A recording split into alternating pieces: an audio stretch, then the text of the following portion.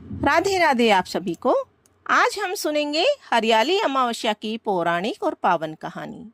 एक समय की बात है, एक राजा था। राजा महल में अपने परिवार के साथ सुखपूर्वक निवास किया करता था। उसका एक पुत्र था जिसकी शादी हो चुकी थी।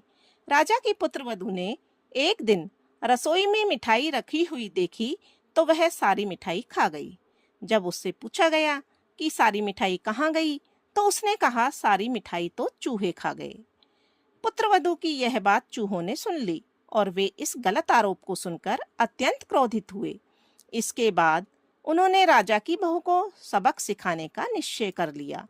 कुछ दिनों के बाद में महल में कुछ मेहमान आए। चूहों ने सोचा यह अच्छा मौका है राजा की पुत्रवधू को सबक सिखाने का। बदला लेने के लिए चूहों ने बहू की साड़ी चुराई और उसे जाकर अतिथि के कमरे में रख दिया। जब सुबह सेवकों और अन्य लोगों ने उस साड़ी को वहां देखा तो लोग राजा की बहू के चरित्र के बारे में बातें करने लगे।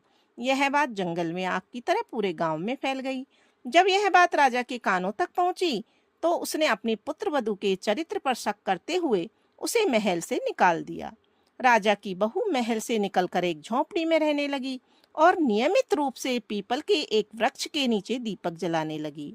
इसके साथ ही वह पूजा करके गुड़ धानी का भोग लगाकर लोगों में प्रसाद वितरित करने लगी।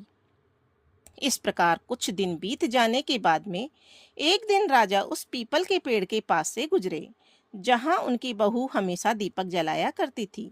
इस दौरान उनका ध्यान उस पेड़ के आसपास जगमगाती रोशनी पर गया। राजा इसे देखकर चकित रह गए। महल में वापस आने के बाद उन्होंने अपने सैनिकों से उस रोशनी के रहस्य का पता लगाने के लिए कहा।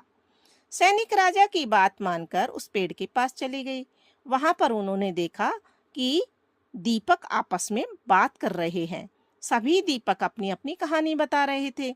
तभी एक दीपक बोला, मैं राजा के महल से हूँ।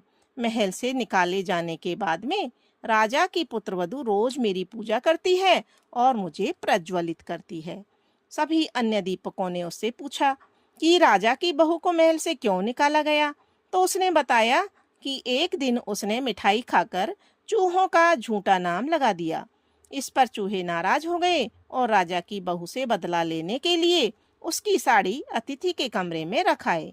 यह सब देखकर राजा ने उसे महल से निकाल दिया। यह सब सुनकर सैनिक भी हैरान रह गए और महल वापस आकर उन्होंने राजा को पूरी कहानी सुनाई।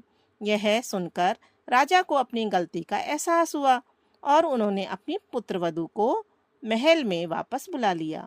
इस प्रकार पीपल के पेड़ की नियमित पूजा करने से और दीपक जलाने से उसका फल राजा की बहू को मिला और वह अपना जीवन आराम से व्यतीत करने लगी।